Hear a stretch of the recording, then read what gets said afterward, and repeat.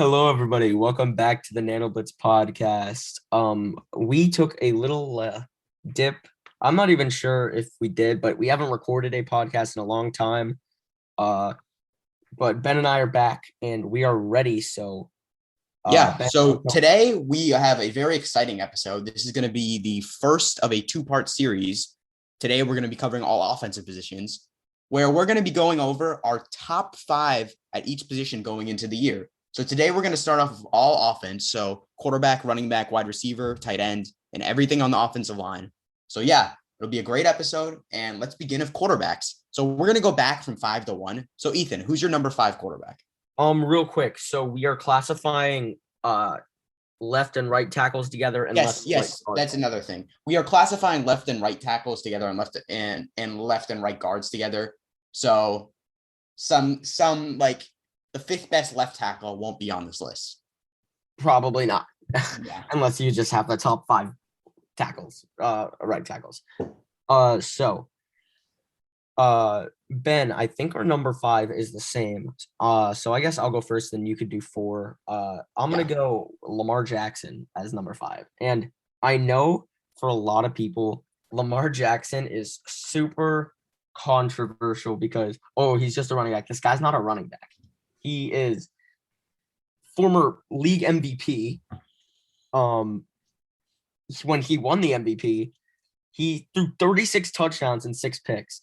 And his rushing numbers were ridiculous that year as well. He had 1,200 yards and 7 touchdowns. But if you say that Lamar Jackson isn't good, I just don't get it. And I understand some people not having him in their top 5. And, I could see Josh Allen being in this spot. I could see other people being in this spot. I really can. But for me, Lamar Jackson is the 5th best quarterback in the NFL. Yeah, you were right. He's my number 5 too. I completely agree with everything I said. I think he's definitely one of the most disrespected quarterbacks who doesn't deserve it. He's an MVP. But moving on to my number 4. My number 4 is the 7-time Super Bowl champ Tom Brady. And you can make a case for him being a little higher or a little lower, but I think number 4 is just right for him. I definitely think that he still deserves it. Obviously, he's the greatest quarterback of all time, but I think even currently, he's still definitely a top 5 quarterback. Because I don't care if you have the best defense in the league. If you play very good on a Super Bowl winning team, you deserve to be in the top 5. That's just my opinion. But yeah, I think that number 4, Tom Brady. Who's your number 4? My number 4 is Deshaun Watson. I think Deshaun Watson being better than Lamar, if you told me that last year, obviously I'd be like, what? No. But this year he had, and no disrespect to Brandon Cooks, but he had Brandon Cooks as his receiver 1. And that sounds good from the surface, but the rest of his receivers were pretty bad. Will Fuller, not great, honestly. And he's not even gonna play this year, so we won't see anything besides that because of what happened with him. So Deshaun Watson is clearly so good. And if this list was ranking going into 2021-2022 NFL season, I wouldn't put Deshaun Watson anywhere close to this list because he is probably not going to play. I don't want to get too much into it because a lot of people already know. I'm pretty sure everybody who would be listening right now already knows Deshaun Watson did a bad thing a lot of times. But Deshaun Watson led the league in yards passing. He went 33 for 7 touchdown interception ratio with some pretty bad receivers. And all in all, it's tough putting him over Lamar Jackson. But I'm going to put him over Lamar Jackson. Deshaun Watson is the 4th best quarterback, according to me. I could see Tom Brady, and don't get me wrong, Tom Brady's on my list. Yeah, I definitely could see the argument for him in the top 5. For that number 5 spot, it was so hard because you got Josh Allen, Lamar, and Watson all competing for it. Yeah. I was considering putting Watson in there, but Watson's probably my 6th best right now. But moving on to my number 3, I have Russell Wilson. And Okay. this is the guy that is just kind of like the beginning of the year last year, he's let Russ cook. He's like the MVP. Yeah. He was like a lock for MVP at the start of the year. He was quiet in the second half of the year. That shouldn't take away from the skill of Russell Wilson and how he consistently puts up these numbers. For the past couple of years, he has single-handedly carried the Seahawks. Obviously not single-handedly, but he's had a lot less surrounding talent than other playoff quarterbacks, and he always seems to get the job done. He always seems to lead Seattle to the playoffs while putting up great numbers in the process. And sure, I don't think Russell Wilson is going to win MVP this year. He's clearly not the number one or even number two quarterback in the league, but the skill, the throwing accuracy, along with the throw power and his most useful skill, the escapability, is what puts Wilson in this spot for me. And I think he's a great quarterback. Russell Wilson is, if I could tie people, I'd have him tied at 5 probably. But for me, I don't see it that way. I definitely see over time. He's definitely proven. That's not what my point is. He's put up great numbers throughout his career, and he'll probably finish his career somewhere in that top 10 range for quarterbacks of all time. He's already easily the best Seahawks quarterback ever. But for me, my number 3 is Tom Brady. And you might have heard a little bit. Tom Brady was a tough name for me to say because how has this guy been in the NFL for, he's going into this next season. So over 20 years, didn't even start his first 2 years oh no, what? No, he didn't start his first year. Sorry. But then he just ate and ate and ate, and maybe maybe like in 2014, back when I probably wasn't even, I was barely into football in 2014. And there was already talks of him maybe being done. And it's 2020 now. It's 6 years later, and this guy just won the Super Bowl with Tampa. It seems a little unfair. And he passed for 4,600 yards, 40 touchdowns, 12 interceptions. He is so crazy good still, and it's so annoying to see Tom Brady be the GOAT still, but he still is the GOAT. And he's the top 3 quarterback when he is in his 40s. He's going into his mid 40s, which is crazy. But yeah, Tom Brady is my number 3 spot. Yeah, I am at number 4, but I can definitely, as I said before, I could definitely see why people move him up. But for the top 2, we definitely have the same 2 guys. So I'm just going to go first. At number 2, I have Aaron Rodgers, the MVP last year. Obviously, you can make a case for him for number 2, for number 1, but that's for the next spot. But let's talk about how good Aaron Rodgers is. Aaron Rodgers, he was kind of slowing down a little the past couple of years. Most of that was because of injuries. But this year, he came in, he looked better than ever. He led the league in pass completion. He won the MVP. He led the league in touchdowns, and he led the league in passing touchdowns percentage. He probably had the best stats by any quarterback last year, and he deservedly won the MVP. But I think that, he just kind of like propelled that offense to like a whole nother level. So yeah, Aaron Rodgers, number 2. Aaron Rodgers, when I really first got into football, it's one of my favorite quarterbacks. Like he was like instantly like my favorite. And I feel like I can safely say with that information that there is still no bias to how I feel about Aaron Rodgers, because I don't understand how people put anyone over him except for number 1, which is obvious, by the way. He's the reigning MVP. This dude doesn't throw interceptions. And he throws a lot of touchdowns, and or a lot of yards. It's so simple.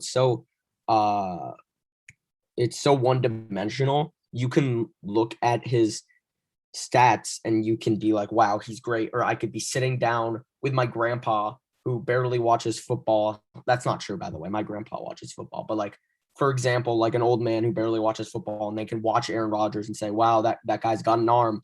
It's just how he works. He's not a one-dimensional player. He's just, you can look at him from any angle and he's really good. So there's not much else I can say. You covered much or pretty much everything I wanted to say about Aaron Rodgers, but it's just crazy that some people, for me, at least it's crazy that some people don't think he is the second best quarterback in the NFL. Yeah. And moving on to number one, I mean, people could put Rodgers at number one, but to me, the answer is pretty clear that it's Patrick Mahomes. I mean, what else is there to say about Patrick Mahomes? He's absolutely lit up the entire NFL for the past couple of years. He's even though he had the disappointing loss in the Super Bowl, that wasn't entirely all his fault. And I think he's gonna for sure come back next year, possibly even win an MVP and be an amazing elite quarterback next year again. He's just such a special player. Patrick Mahomes, I'm gonna keep it short and sweet. He's simply the best. He's probably, I mean, he's easily the best offensive player, and he's arguably the best player. I'd probably put Aaron Donald over him. But Patrick Mahomes is definitely close. But no, there's no buts with Mahomes. Mahomes is.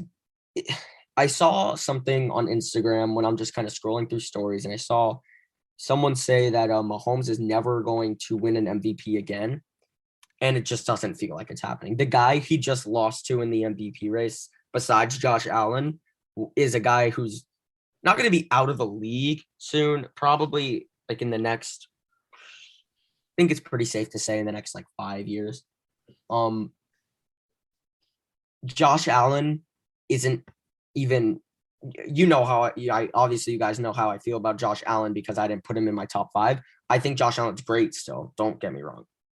It was hard to put Lamar over him, especially because I'm not a big fan of Lamar Jackson.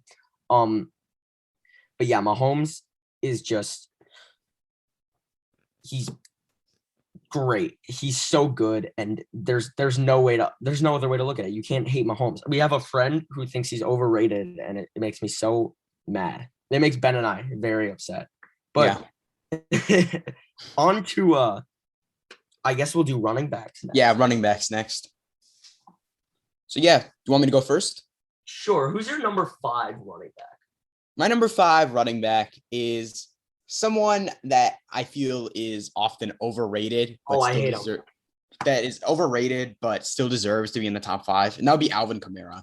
I think that Alvin Kamara is kind of a tough running back to place because to me, he's not on the same level as guys like my number 1, number 2, or even number 3.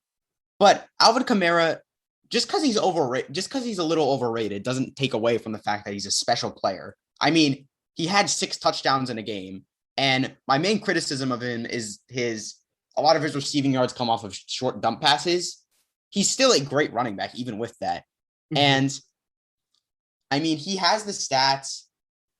It definitely helped to have Drew Brees, and we'll see how that affects him this year, running it back of Jameis Winston or Taysom Hill.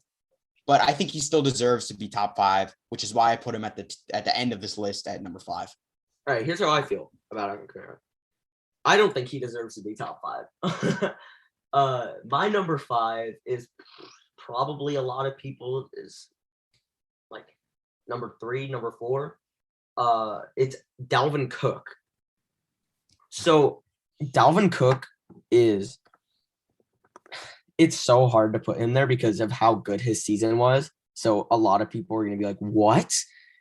Yeah, he's good. We know, like, he's good. Like, it's not a question. He had 1,500 rushing yards, which is the second most this year. He had 16 touchdowns. Wow. I didn't even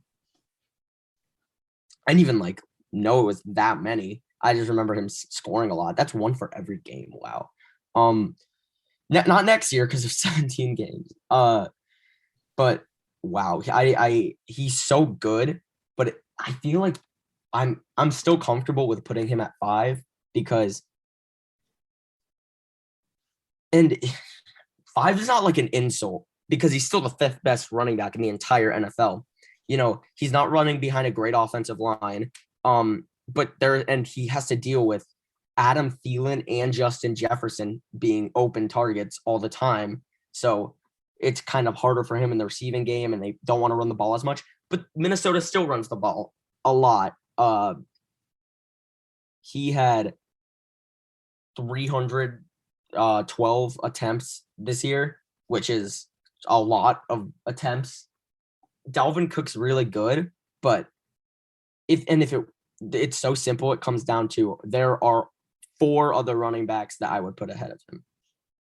Yeah. And moving on to my number 4, I had Dalvin Cook there. I think that, I could see why you put him at 5, but I think just because of he's struggled with injuries throughout his career. And obviously that's not going to hurt him. But what I'm saying is he finally got to showcase a full season worth of what he's able to do. And just in that one amazing season, I think I saw what I needed to see from Dalvin Cook. And that's why he's my 4th best running back. But yeah, you basically said everything I wanted to say about Dalvin Cook.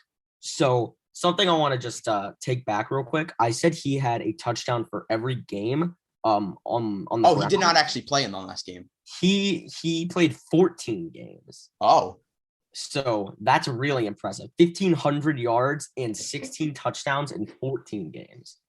So still really impressive. Now, how do I get how do people not hate me after what I'm about to do? Saquon Barkley is my number 4. I knew it. Saquon Barkley, one day I want to put him at number 1. It's probably not going to happen. Saquon Barkley, besides last year, he just doesn't play like full seasons. It's just like his thing.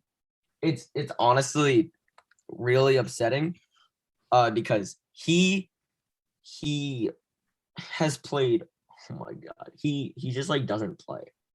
He's played a full season once his rookie year, and he had 11 touchdowns, 1,300 yards.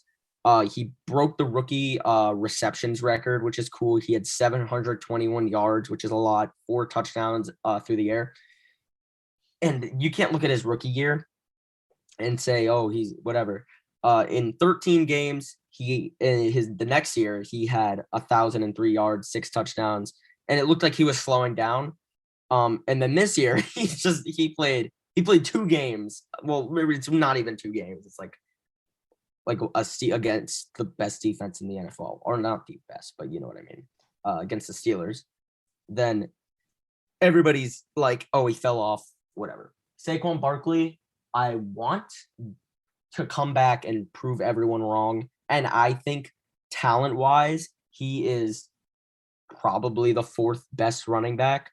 And I think production-wise, he can easily be top 3, I'd say. I'd say top 3 or the 4th best, just where I'm putting him. So I'm really comfortable with putting him at 4. Yeah, I think that I could definitely see that placement. He definitely has a talent, but let's all hope he stays healthy. Oh my gosh. As a Giants fan, real quick, because I'm doing this very unbiased, it's hard to put Saquon at 4 even. I want to put him higher. I need him to be good next year. Like every Giants fan is counting on Saquon Barkley.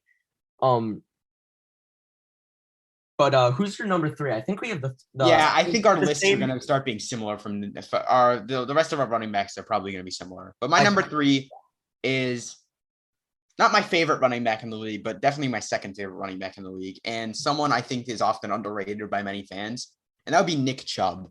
And I love watching Nick Chubb play. In my opinion, and keep in mind, I'm a Panthers fan, I think he has the best the best ball vision by a running back in the NFL. And I'm saying that as a Panthers fan. This guy is so special. It's even scarier when they have Kareem Hunt, who's arguably a top 10 running back himself in the backfield as well.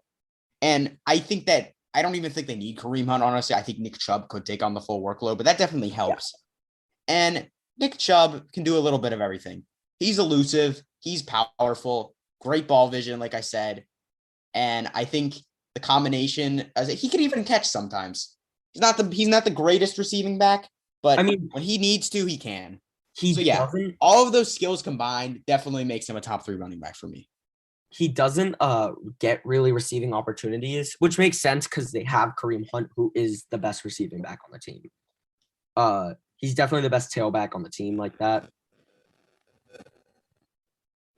But my number 3 is also Nick Chubb.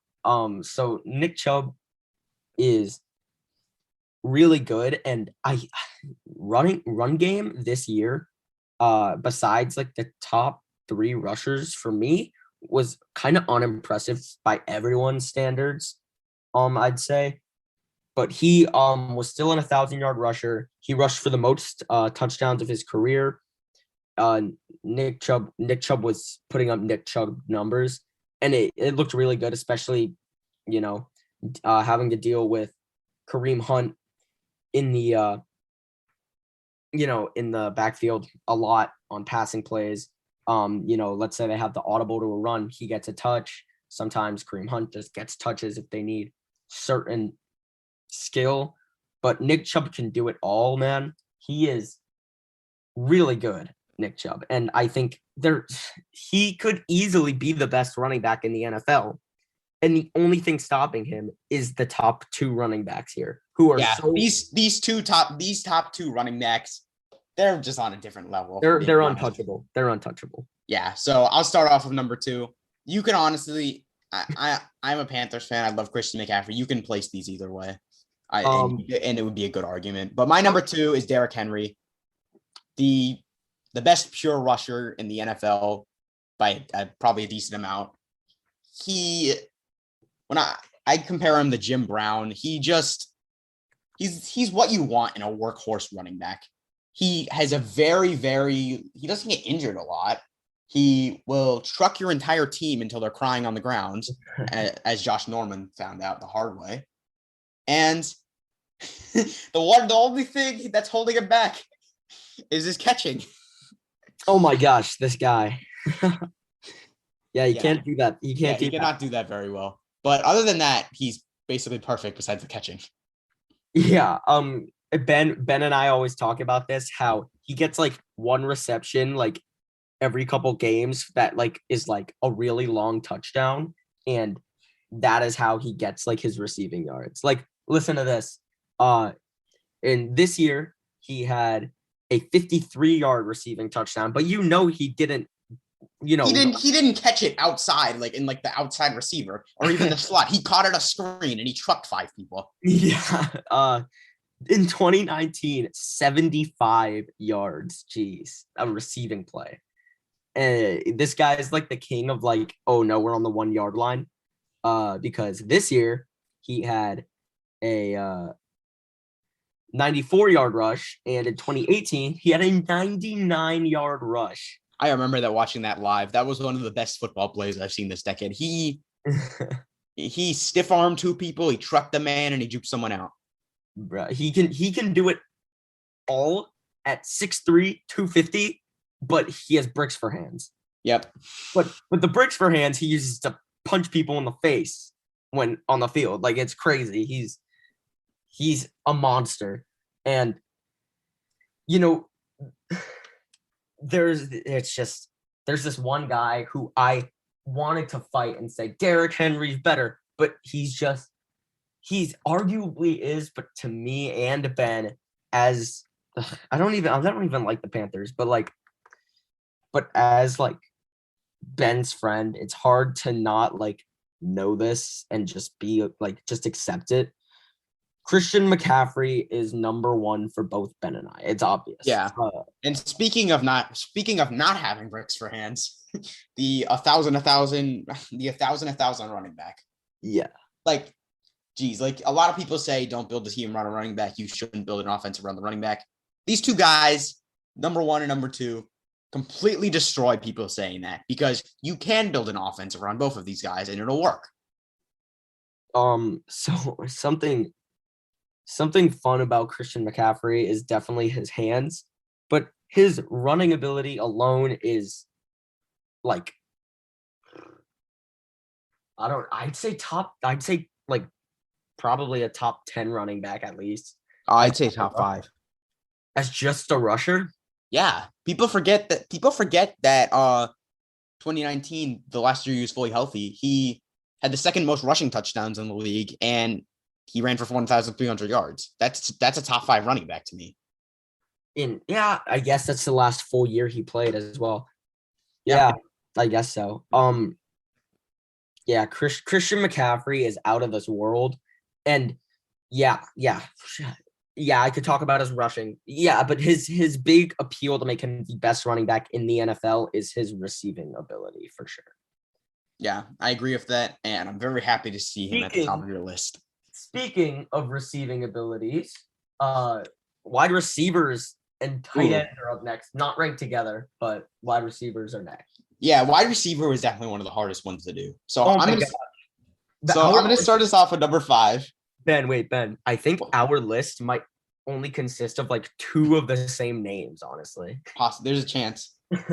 But starting off with my number 5, there was a lot of guys that I was considering putting here. But I settled for Justin Jefferson, the greatest rookie receiver of all time. And people are like, oh, you're just saying that because like he won Rookie of the Year. But no, he was fourth. He was fourth in receiving yards among everyone. Justin Jefferson. It wasn't just that he was a rookie. He was fourth in receiving. He wasn't fourth in receiving yards among rookies. He was fourth in receiving yards among everyone. And just his route running is insane. He has great hands. He has. Geez, it's just tough to say who won that trade. That's the hardest part about this. Oh, I could tell you. Yeah. It's tough, but number 5 for me is a toss-up between a lot of people for me. It's so hard, but I give it to people hate this. Michael Thomas is my 5th best receiver in the NFL. Yeah. I could definitely see that. He gets so much hate for no reason. It's kind of similar to Lamar Jackson. Yeah, Ben and I both I wouldn't say we both like Michael Thomas, but we definitely we're tired of people disrespecting these high quality players because if you're mad if you're mad he's running slant so much, why don't defenders stop it? Yeah, go out there and try and stop Michael Thomas. Good luck. I don't think so what he runs a lot of slants. No one in the NFL can stop it. Think about it like this. Would you rather have a guy you can throw a 50-50 ball up to that can win it a lot? Or do you want a guy who's going to get you the first down consistently? You just got to think consistency. Just because he's not as flashy as you'd like him to be doesn't mean that he's not good. I completely agree with you with that. Michael Thomas is crazy good. And, in 5 seasons, he has almost 6,000 yards. And I guess this year, he only started 7 games. So, yeah, in the other years, you can only expect he's never received for less than 1,100 yards.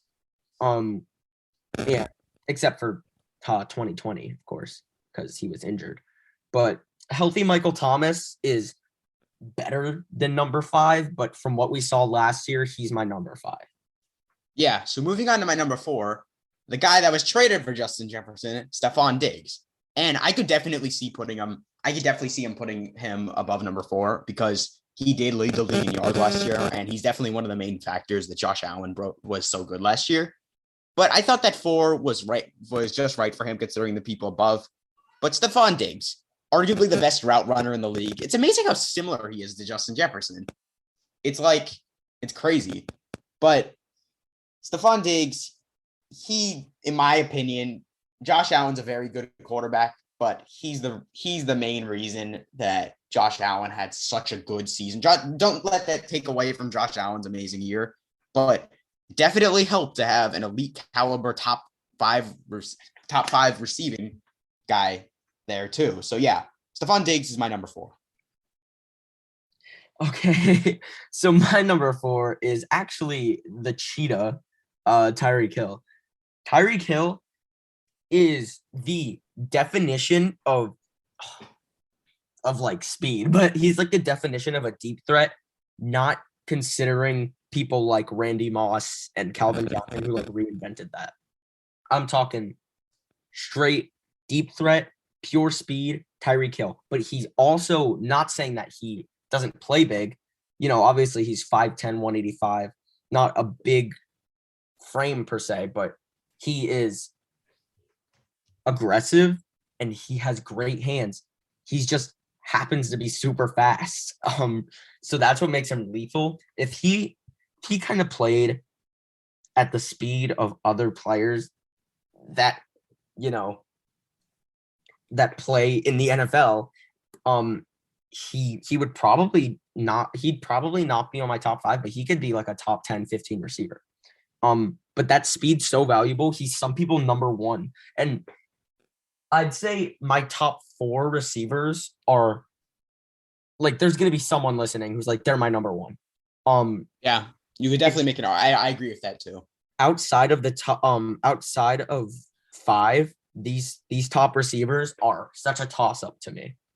But Tyreek Hill is my number 4, just because he is a freak athlete, freak hands, but just 4 feels so wrong for someone his like with his ability, but he's my 4 just looking at the other players. It has nothing to do with Tyreek Hill at this point. It has everything to do with the other players that I put above him. Yeah, I agree with you on that. Any of these guys in your top 4, you could argue to be number 1, and I would have a hard time disagreeing with you, honestly. But my number 3 is going to be someone that a lot of people think should be higher, probably. That'd be Davante Adams. He had an outstanding season last year. How many touchdowns did he have? I know he 18. led those. 18 touchdowns. He didn't even play 2 or 3 games. Great season for Davante Adams, one of the best red zone threats in the league. If he's in the if the Packers are in the red zone, sometimes Aaron Jones will get it, but usually it's going to Davante Adams, and not a lot of people in the NFL can stop him. And that to me, and he also has. It's not just red zone though. He's also a great deep receiver too, and he has great route running. So all of that puts Davante Adams into the number 3 spot. He's definitely an elite at his position, but I couldn't put him above the top 2 people I put. So we have the same, or no, we don't. We have the same, I'd say, 2 and no, actually, I don't know if we have the same 2 and 3. This is fun. I like this one. So my number 3 is also Davante Adams. His release, now we're going to talk about different things because you just talked about his route running and his red zone ability. His release at the line of scrimmage is ridiculous. He makes cornerbacks look like fools. He does. He gets wide open.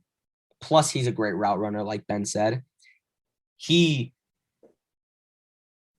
can go and obviously catch the ball in the red zone like he does, which is it might not even be his biggest strength just because of how well-rounded this guy is, but he also has great hands. He doesn't really drop passes. Last year he had a 77.2 catch percentage as a receiver 1. That's crazy. And 14 games, so I guess that might boost it a little bit, but still. He had a 56-yard touchdown, which defeats the whole red zone threat thing.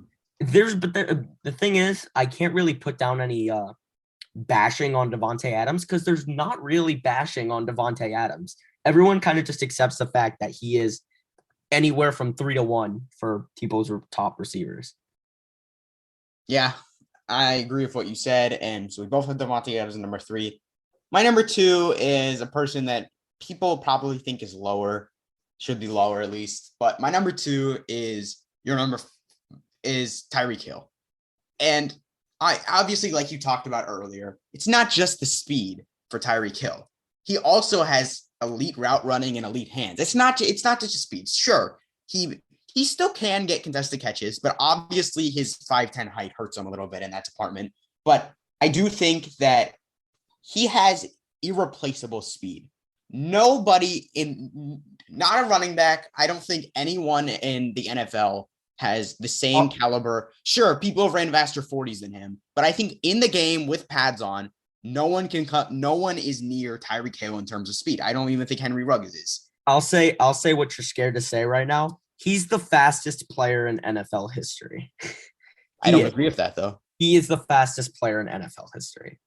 I'm not sure if I'm personally willing to go that far, but I think definitely right now he's no question the fastest player in the NFL right now.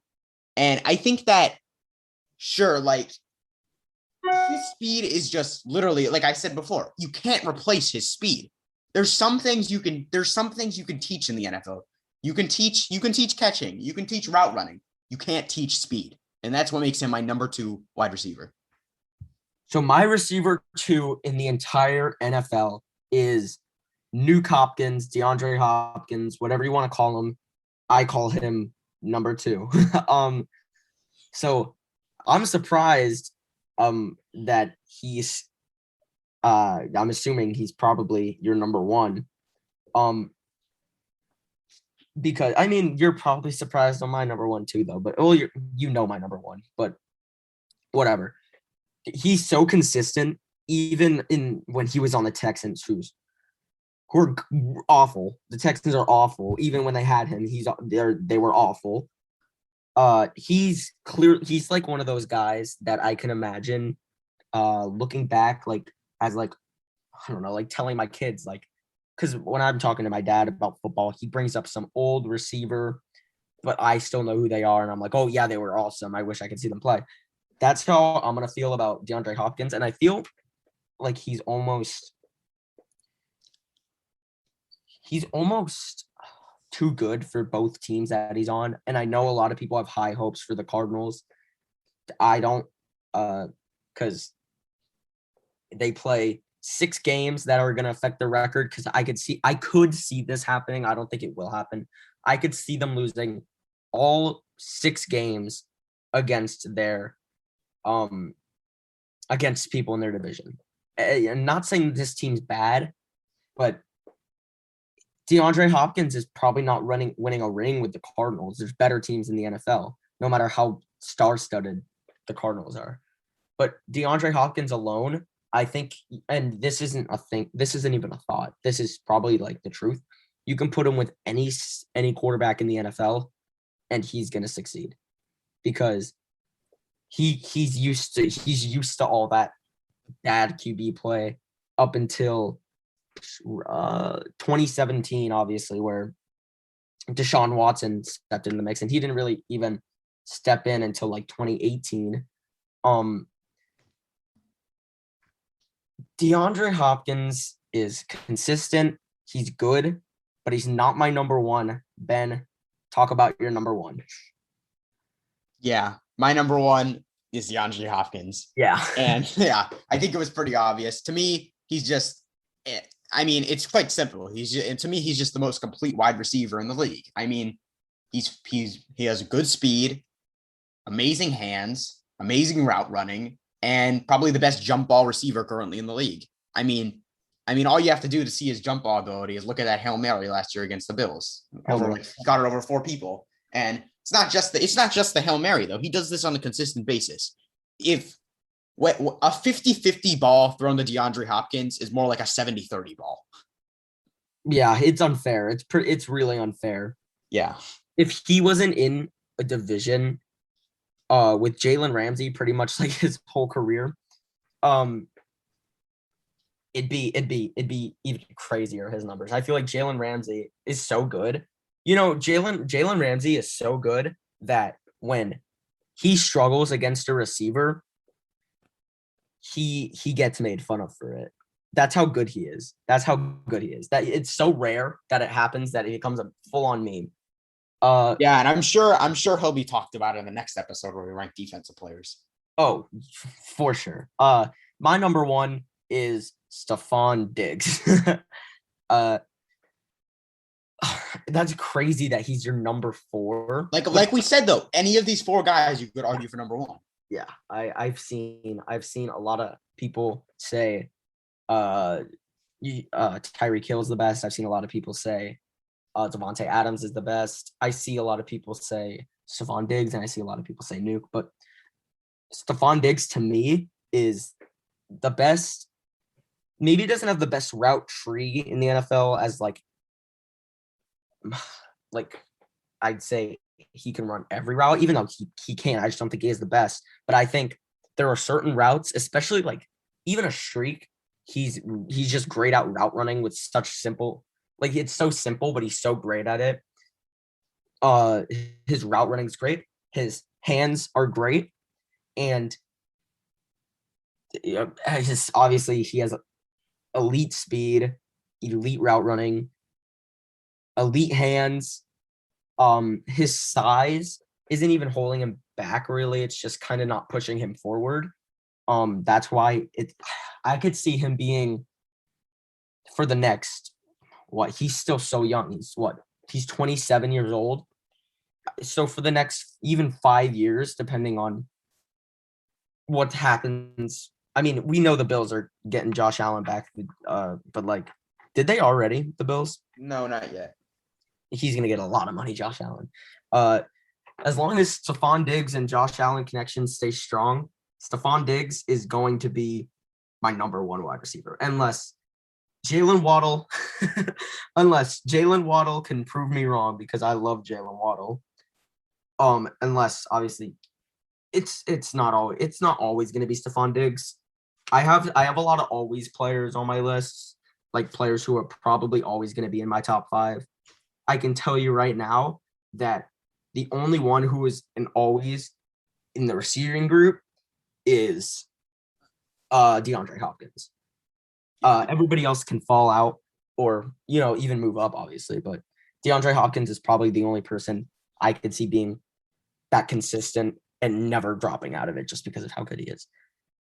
Yeah, so moving on to tight ends, I'm going to try to go a little quicker with this to make sure the time's not insane. But number 5, Rob Gronkowski. I mean, comes back after a year, scores 2 touchdowns in the Super Bowl. Yeah, he's my number 5. My number 5, man. It's a little difficult for me because there are a lot of good players. There's not a lot of like amazing tight ends. Oh, there are amazing tight ends, but there are a lot of really good tight ends, and obviously Gronk is amazing historically, but as of recent, he was still good, but he just wasn't amazing for me.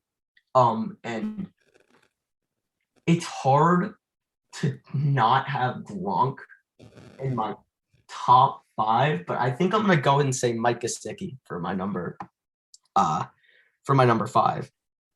I think Mike Gesicki, and I think Brian Flores is a great coach, but Mike Gesicki is kind of not getting used to how I would use him if I had a Mike Gesicki on my team.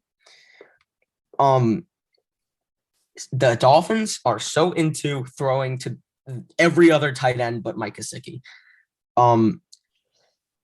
He had 53 receptions for 703 yards. But he had quite a bit of targets, but it doesn't feel like it. When you're watching the Dolphins, you see them throw to like Adam Shaheen more than they throw to him. It's so strange to me because I feel like Mike Gesicki can put up some crazy numbers. And we know his hands, and this is a lot. This could be said for a lot of tight ends, but we know his hands are elite among the league. Just watch Mike Gesicki. Don't search up Mike Gesicki highlights. Watch a Mike Gesicki every reception he's ever gotten in his career. You'll see some crazy things happen. But overall, I can see he just has so much potential, Mike Gesicki. And if Tua can step up his game, Mike Gesicki can be the best receiver on the Dolphins over my like favorite player, Jalen Waddle. Yeah, I'm a big fan of Mike Gesicki too, but he didn't find his way in his top 5 for me. But moving on to number 4, a guy that finally, former top 10 pick that finally broke out this year, TJ Hawkinson. And It's interesting to say this, but next year on the Lions, I'd say he's almost unquestionably the receiver one, like the best receiver on the team, even though he's a tight end. Yes. But who do they have? Tyrell Williams? Yeah. None of them are better than TJ Hawkinson. The Hawk is definitely my number 4 as well. You pretty much said what I wanted to say about him. He honestly, I'm not gonna make a switch, but him and Mike Gesicki are neck and neck for me right now. I think Mike Gesicki is really good, but I'm gonna go TJ Hawkinson as well and just leave it at that. Yeah. Top 3 are the same. Yeah. Kind of. All right. 3, Darren Waller. You know, he kind of gets left behind a lot in the tight end debate, but for a good reason, because the two are on a completely different level. But Darren Waller, he's still a great tight end. Sure, he's not as good as Travis Kelce or George Kittle, but he's still a great tight end. And he's the best receiver on the Raiders, too. And he's an interesting player. Yeah. Well, we know why. Everyone knows why. Actually, a lot of people don't know. Darren Waller used to be addicted to drugs. And now he's addicted to being really good. Oh, that was bad. Yeah, it was bad. But Darren Waller is also my number 3. He's fast. He's like a receiver. And if he could block a little better, he couldn't overtake the top 2, but he could be better. He has room for improvement still, which is crazy because of how good he is. He's 28 years old. Past 2 years, he's just been crazy. This year especially, he was easily the receiver 1 on the Raiders. Because the Raiders receiving room also is just balls. It's so bad. Darren Waller is. If the Raiders needed a tight end that could block, at least last year, because now I know their offensive line's fallen apart quite a bit, but if they needed a tight end who could block, Darren Waller might not even put up the production that he does, but the production that he does put up as a receiver is good enough for me to put at number 3. Yeah, and since the top 2, we all know who the top 2 are. So just say your number 1, Ethan. So my number 1 and then my number 2 goes Kelce Kittle, and I think it changes for you. I think is yours Kittle Kelce? Talk about your number 1 first. Okay, so my number 1 is Travis Kelce. Oh, I got you. So it is Kittle because you want. Okay, I got you. So, Travis Kelce is he's the best route running tight end as far as I've seen ever. Because I haven't watched a lot of football before, like my era. At least I haven't watched a lot of tight ends. I've watched a lot of defensive players. I like defense more, but Travis Kelce from 2016 to 2020 has had 1,000 yards every year, more than 1,000 yards. But this year he took it to a different extreme, like a whole different level. He had 105 receptions, which leads him in his career with most receptions and probably breaks some sort of Chiefs record, I'm sure. Actually, they had Tony Gonzalez, so I'm not sure. Receiving yards by a tight end, crushed it. Not really, but he beat it. He had 11 receiving touchdowns, which is the most by him in his career. And he's only improving over the years, and he's 31 years old. So to put that into perspective, the fact that he's 31 years old and is getting better makes it seem like Travis Kelce is like younger, and he seems younger. He feels younger, but he's been in the league for so long. He has the accolades. He's too good to not have his number 1. There's like a finesse about him. Like, do you know what I mean, Ben? Yeah, I know what you mean. I completely agree with you. He's not my number 1. George Kittle is, but Travis Kelce still has the best route running by a decent amount of tight ends in history. One more thing. Before you go into Kittle, Because I know this is obviously another tight end thing that people don't really like to talk about. Travis Kelce can block. He can't do it as good as George Kittle, but Travis Kelce's more of a downfield kind of lead blocking player. He makes blocks down the field a little more. But it's not like he can't block on the line. It's just it's overlooked a lot, not because Travis Kelce's a bad blocker. It's because Travis Kelce's such a good catcher and player on such a good receiver is what I mean. Yeah. So moving on to George Kittle, I was sitting in my room debating for 5 to 10 minutes about who to put here. It's just so hard. They're so neck and neck, and this is definitely the hardest. This is definitely one of the best debates in the NFL right now. But I put George Kittle. They are both just so good. They're both just such unique players. Travis Kelce of his route running, George Kittle, probably the best blocking tight end of the league. And he's fast, which is yeah, weird. and he's fast. But and he can still catch too, just like a Kelce can still block.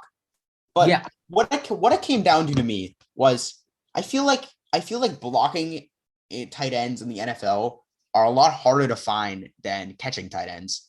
And yeah. And George Kittle can still catch. He had over 1,000 yards when the last time he was healthy. Yeah. But you rarely see elite blocking tight ends that can also catch like this. I mean, you saw it with Gronk, but who else? And that one specific thing about the blocking, it's just they're practically tied, honestly.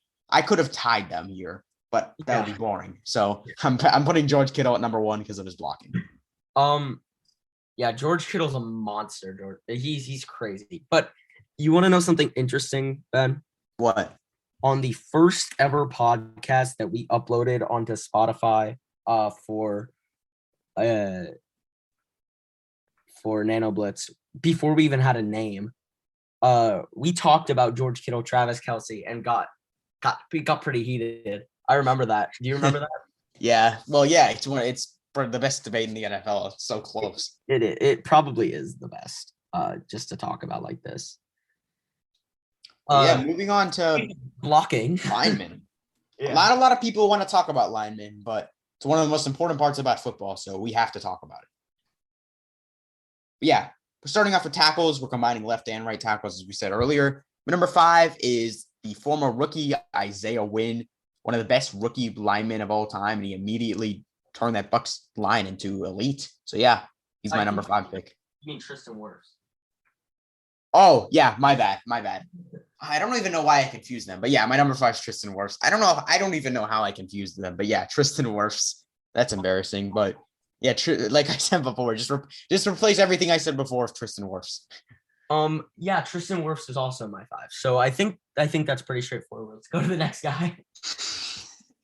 Number 4 is Saints left tackle Teron Armstead. He has had a 3.7% pressure rate since 2017, which is the best among all left tackles, which for me, him and his partner on the other side is definitely the most elite duo in the league.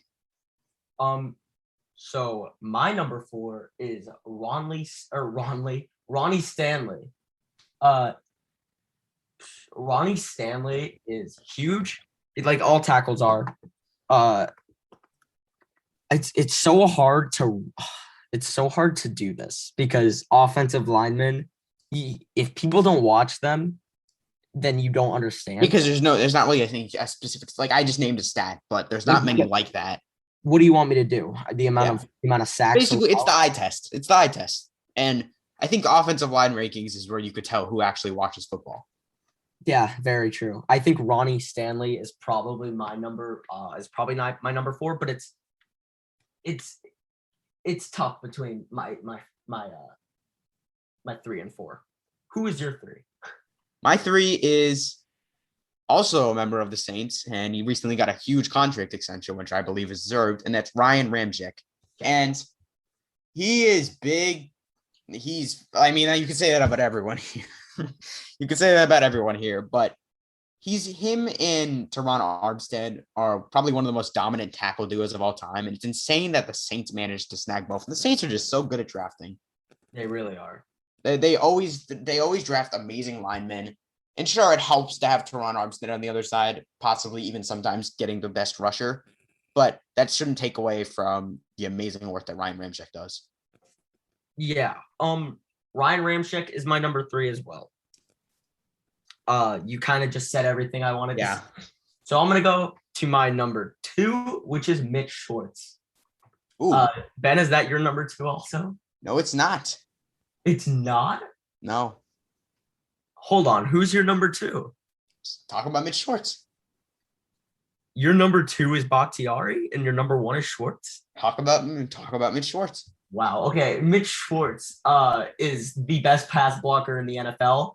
Ben and I talk about it a lot. This dude does not budge when it comes to pass protecting. And it's not like he's a bad run blocker, but he's not close to the run blocker that he even needs to be, especially when he was on the Chiefs and the Browns. They like to pass the ball because the Browns wanted to test out their new rookies that would suck. But Mitch Schwartz is wow. Okay. Mitch Schwartz is a big boy he's clearly how do I explain this? He's very technically sound besides the pass, like past the size that he has, which is 6'5" to 320. But his technique when it comes to pass blocking, he can maul someone if he needs to, and he can hold them, he can push them. And it's not like his run blocking is bad. I feel like he doesn't get credit run blocking, but his run blocking is definitely not his strength. It is pass blocking. Ben, you're number 2. Yeah, so this is going to definitely be an interesting pick. And if this were a year ago, not even necessarily that Mitch Schwartz is that much worse. It's just that 2 new people came in that I probably wouldn't have there before next year, including my number 2, who's Trent Williams, who is someone that I believe is one of the best linemen in the league. I mean, when I'm watching 49ers games, I always see him guarding the best rusher on the other team and doing a great job doing that. And I think that despite his old age, he still deserves to be the number 2 tackle in the league. He's a great mix of pass and run blocking, very physical. I just really like him, and I think like I said, I think he's one of the best linemen. Yeah, Trent Williams is one of the best linemen in the league, and it's hard not putting him on my list. But that's still crazy to me. Mitch Schwartz didn't make your list. Yeah, like I said before, he didn't even get that much worse. He is my number 6, just letting you guys know. But he didn't get that much worse. It's just that Trent Williams came back because he didn't play the whole year, and Isaiah Wynn was amazing. That's crazy. Yeah. So my number 2 is not even on your list, and your number 2 is even on my list. Yeah. My number 1 and your number 1 though are on both of our lists because they're the same number. Yep, it's David Bakhtiari. David Bakhtiari next. he's undisputed. It's undisputed. Yeah. He doesn't really rank among other tackles when it comes to this. It's not like he's completely in a league of his own. I'd say there's only one player. No, not even because of number 2 on guards, whatever. He's arguably better at pass block than Mitch Schwartz. I wouldn't say so, but he arguably is. He's a better run blocker. He could do everything, and he gets to block for Aaron Rodgers too. Like he's so good, David Bakhtiari. It's hard to rank anybody above him. Yeah, you basically said everything I wanted to say about Bakhtiari. So let's move on to guards. I'll start off. Number 5, I got Brandon Sheriff. And this is someone that I could honestly see people ranking lower, but I still think he deserves to be in the top 5 guards. I mean, he's been pretty consistent throughout his career. He's a pretty good pass blocker. And no, he's a very good pass blocker. And I definitely don't think he can move up, but I can definitely see why he can move down. But I think number 5 is just right. So my number 5 is actually Elgton Jenkins, another Packer. Elgton Jenkins I know we're talking guard here, but Elton Jenkins can kind of do everything on the line. He's like a Swiss Army knife when it comes to that. I think at Mississippi State he played on every single oh my gosh, I think he played in every single position. Um, but he's a guard right now. I'm sure the Packers move him around too, and I just don't get to noticing it. But Elton Jenkins can do it all when it comes to blocking, and he he's super good. Elton Jenkins. There's not much else I can say about guards. Obviously, like I can say the obvious, like what I can say about their blocking ability, which is he can pass block. I'd say better than he can run block, but nothing to take away from his run blocking, which is really good. He can lead block really well too. I'd say too. He can push people down the field, which gives him an edge in run blocking scenarios like that. So Elton Jenkins is my number 5 when it comes to guards. Yeah, Elton Jenkins is actually my number 4. I'm actually a pretty big fan of him. I think he's a very underrated pass blocker. And like you said, I didn't really know where to like put him because he plays every position. But since he's listed as guard, I'm gonna put him at guard. But yeah, he really can play every position. So my number 4 is it's tough. It's tough kind of putting it all into perspective, but I'm gonna go and say that my number 4 is probably Brandon Sheriff also. Well, yours not also, but Brandon Sheriff. So we have our 4 and 5 flip. Yeah. Brandon Sheriff is mine. I don't like Brandon Sheriff too much. I feel like he's a little overrated that's what I was thinking when I was saying number 5. Like I feel that's what I was saying. Like I feel like he's a little overrated, but he's still top 5, similar to like Kamara. Yeah, well, I don't think Kamara's top 5, but yeah, I know what you mean. Brandon Sheriff is good. He's good. He's just not surrounded by talent on Washington's O-line. And that's all I can really say about him. Brandon Sheriff didn't he just get a huge contract? Yeah. Did he just get it or has he had it? I'm not sure. I don't know. I know he's getting paid a lot of money. He's so strong too. Like he's like you could say that about every offensive lineman, but he's so strong. Not only is his pure strength just like a big bruiser type dude, but he is like he plays so strong. Like his play style is very pushy and very powerful. It's very fun to watch if you actually watch O-line, which sometimes it's harder to watch O-line, but like try and watch it on replays more. And sometimes like they'll point it out. But Brandon Sheriff plays so strong. He pushes people down the field. He's a very lead blocky kind of guy, and it works really well if Washington had more talent surrounding him. Yeah, moving on to my number 3, I have a guy that some kind of broke out this year, and that would be Wyatt Teller. He's probably the main reason. The Browns had a very good line in general, but Wyatt Teller was probably the leader of that line.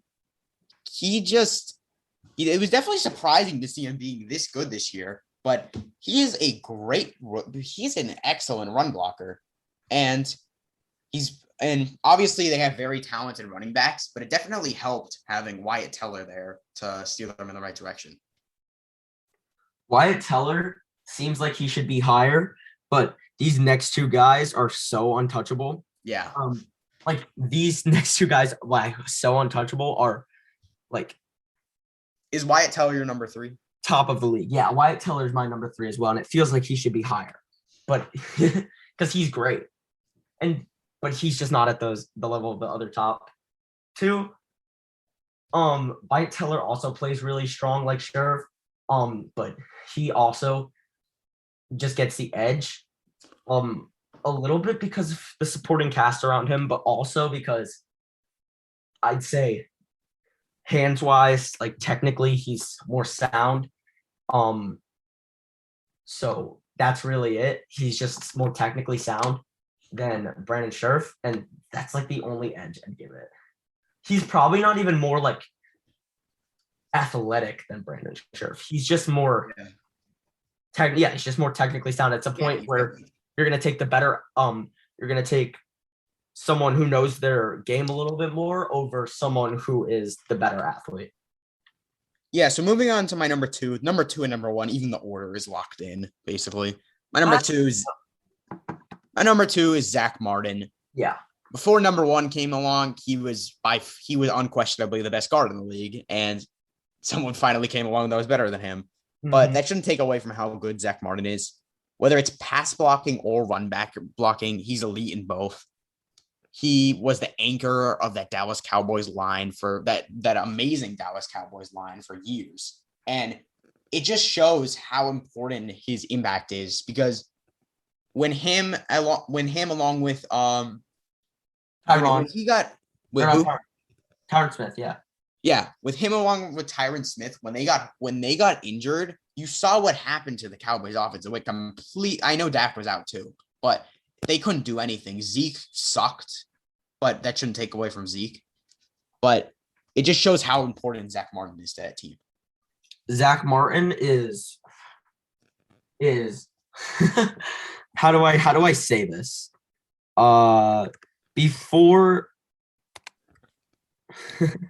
Before 2017, he's without a doubt the best guard in the NFL. Zach Martin is just basically everything I've said put together. He's so strong. He is so athletic. He is super technically sound, and he can defend against someone maybe trying to use a little bit more of these younger, even like D tackles who are a little bit more shifty, like quicker. I'd say like an Aaron Donald almost, where he doesn't even need to use his strength to make a play, and he plays on the inside. Zach Martin's someone who could probably defend that the best in the league. Probably neck and neck with my number one, who our number one is Quinn Nelson. Yeah. All right, next. We don't even. He's the fourth best player. Was it that they ranked him? You know what I'm talking about? Yeah, in the PFF rankings. Yeah. The PFF rankings named him the fourth best player. But this guy is arguably the strongest player in the NFL besides Darren Donald. No, he's not the strongest. By Darren Donald. There's a man that exists. Yeah. I'd say he's the second strongest in the entire NFL though. Yeah, probably. This guy throws people down the field. And he's also very smart. He's almost like a running back, but he is blocking. He's like a fullback kind of, but he's a guard. He's very smart when it comes to playing, and that gives him the edge. And also, and I know youth shouldn't count as just like how they play, but just he's 24 years old, and he is making veterans look like children. Yeah. Yeah. Well said. He's very NFL ready, even though he's been in the NFL for like 3 years now. Yeah. So moving on to centers, it's a position not a lot of people talk about, but the leaders of the offensive lines, they're still very important. Who's your number 5? My number 5 right now is hard for me, because JC Tretter is someone I would want to put there, but it's more of the Browns O-line, because he's been on the Browns. And like, also interesting fact, I need to just get this out. JC Tretter is the leader of like the player health organization. And it's just fun. You can say you could say a lot of people for this, but I would probably put my number 5 on Ryan Kelly. Another Colt. The Colts have a good offensive line right when Andrew Luck decided to retire. Ryan Kelly is very technically sound. He's not quite the athlete you would want him to be playing center, which is such a you have to do a lot as a center. But Ryan Kelly is good at 5 for me. That's all. Yeah. That's enough. My number 5 is Frank Ragnow, very young player. He recently became the highest paid center in history. Yes. We'll see if that contract pans out, but I think for now, it definitely is a good deal because he's very young and he's already in my top 5. So yeah, Frank Ragnow, number 5. My number 4 is Frank Ragnow. Oh, interesting. Yeah. My number 4 is Jason Kelce, who previously would probably be higher, but he's still very good, but he's not number 1, number 2 like he used to be. So I think number 4 is a good spot for him.